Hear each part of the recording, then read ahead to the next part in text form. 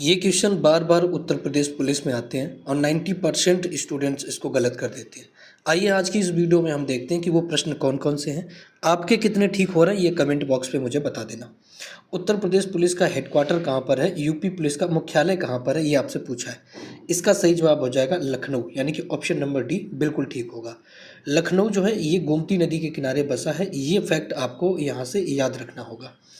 कथक जो कि एक शास्त्रीय नृत्य है, उत्तर प्रदेश के किस क्षेत्र का नृत्य है ये आपसे पूछा है। इसका सही जवाब हो जाएगा किसका है, इसका सही जवाब आपको बताना होगा, यानी कि ऑप्शन नंबर सी बिल्कुल ठीक है, उत्तर प्रदेश। ये कहाँ का है, तो ये हो जाएगा यूपी का।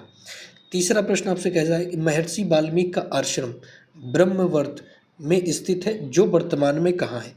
आपको बताना है कि ब्रह्मवर्त इस समय वर्तमान में कहाँ पर है। इसका सही जवाब होगा बिठूर, यानी कि ऑप्शन नंबर फर्स्ट बिल्कुल ठीक हो जाएगा। ब्रह्मवर्त इस समय कहाँ पर है, बिठूर में है। बिठूर कहाँ पर पड़ता है, तो ये कानपुर का एक जगह है बिठूर, कानपुर का एक सिटी है बिठूर। चलिए चौथा प्रश्न देखिए, भारतीय संविधान के मूल दस्तावेज को किसके द्वारा लिखा गया है।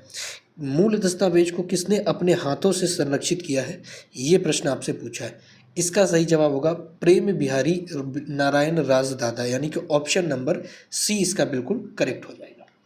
कितने क्वेश्चंस आपके ठीक हो रहे हैं वो जा करके एक बार मुझे कमेंट में बता देना, ताकि मैं भी देख सकूं कि आप यूपी कांस्टेबल की तैयारी कैसी चल रही है। विटामिन बी 7 का रासायनिक नाम आपसे पूछा है, बहुत इंपॉर्टेंट है, क्योंकि ये देखिए सारे के सारे प्रश्न यहाँ पर प्रीवियस ईयर है। तो विटामिन बी 7 का रासायनिक नाम क्या है आपसे पूछा है। इसका सही जवाब होगा बायोटिन, यानी कि ऑप्शन नंबर बी बिल्कुल करेक्ट होगा। प्रसिद्ध सूफी संत शेख सलीम चिश्ती की दरगाह उत्तर प्रदेश में कहाँ पर है। इसका फटाफट जवाब आप मुझे कमेंट बॉक्स में दीजिएगा।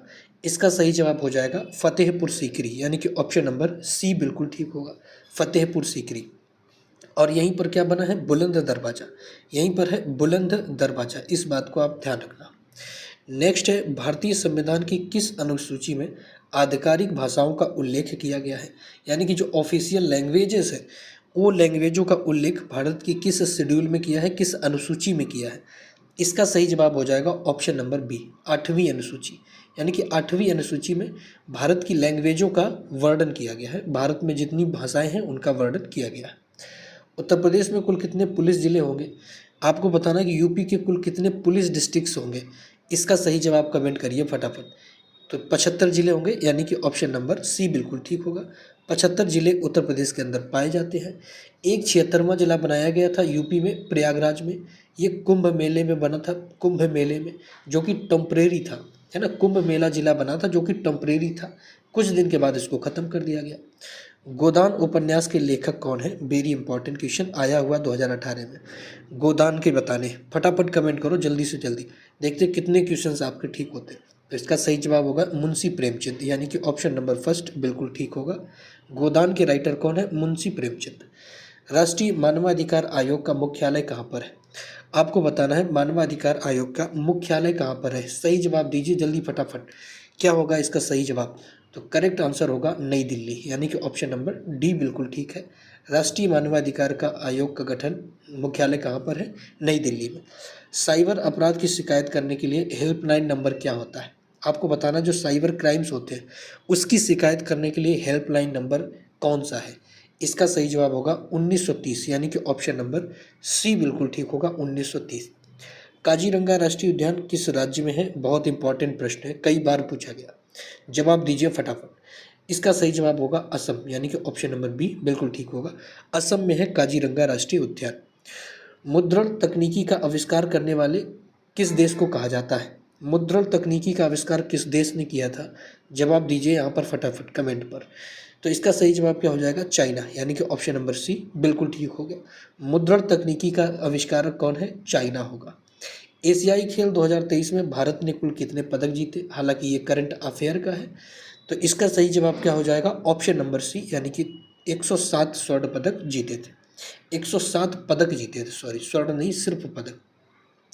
जीएसटी में कुल कितने प्रकार के स्लैब्स हैं, इसका जवाब आपको देना होगा। तो इसका सही जवाब क्या हो जाएगा, कमेंट पे बताइए, यानी कि 4 स्लैब्स होंगे, ऑप्शन नंबर बी बिल्कुल ठीक होगा। लेकिन वर्तमान में जीएसटी में संशोधन किए गए थे, अगर अब स्लैब्स पूछे जाए कितने हैं तो आप बताओगे कि अब जीएसटी में सिर्फ 2 स्लैब्स होंगे। अमीर खुसरो द्वारा रचित कविता छाया तिलक सब छीनी इस भाषा में है, किस भाषा में आपको बताना है। अमीर खुसरो की एक कविता है छाया तिलक सब छीनी, ये किस लैंग्वेज में लिखी गई है आपसे पूछा है। तो इसका सही जवाब होगा ब्रज भाषा, यानी कि ऑप्शन नंबर बी बिल्कुल ठीक होगा। ये सारे के सारे प्रीवियस ईयर है और काफ़ी बच्चे इसमें फेल होते हैं, तो आपको बताना होगा कि आपके कितने प्रश्न यहाँ पर ठीक हो रहे हैं। प्योंगयांग किस देश की राजधानी है, ये आपसे पूछा है। ये स्टैटिक का पार्ट है, बहुत खतरनाक अच्छा क्वेश्चन है, स्टैटिक पे आता है। प्योंगयांग किस देश की राजधानी होगी, ये आपसे पूछा है। कमेंट करिए। इसका सही जवाब हो जाएगा उत्तरी कोरिया, यानी कि ऑप्शन नंबर बी बिल्कुल ठीक होगा। उत्तरी कोरिया की राजधानी है प्योंगयांग। विमुद्रीकरण को सामान्यतः किस नाम से जाना जाता है। विमुद्रीकरण की यहाँ पर बात की जा रही है। इकोनॉमी से एक अच्छा प्रश्न है, ये आता है बार बार, पिछली बार भी आया था, इस बार भी आएगा। इसका सही जवाब हो जाएगा नोटबंदी, यानी कि option number C. Option number C बिल्कुल करेक्ट हो जाएगा। वायुमंडल में ऑक्सीजन की कितनी मात्रा होती है आपसे पूछा है। बार बार ये प्रश्न आते हैं, कमेंट करिए, फटाफट कमेंट करिए। तो इसका सही जवाब क्या हो जाएगा 21%, यानी कि ऑप्शन नंबर बी बिल्कुल ठीक होगा। ऑक्सीजन की मात्रा 21% वायुमंडल में होती है। ऑक्सीजन का अगर फॉर्मूला पूछे तो ये O2 होता है, O2। उत्तर प्रदेश का राजकीय पुष्प क्या है, ये भी बहुत बार पूछा गया। तो इसका सही जवाब क्या हो जाएगा पलाश, यानी कि ऑप्शन नंबर सी बिल्कुल ठीक होगा। पलाश उत्तर प्रदेश का राजकीय पुष्प होगा। तो ये 20 ऐसे क्वेश्चन थे जो बार बार आए हैं। 99% स्टूडेंट्स इस पे लगभग फेल होते रहे। आप अपना स्कोर नीचे कमेंट पे बता देना। मिलेंगे ऐसी ही और मज़ेदार वीडियो के साथ, तब तक के लिए जय हिंद, नमस्कार।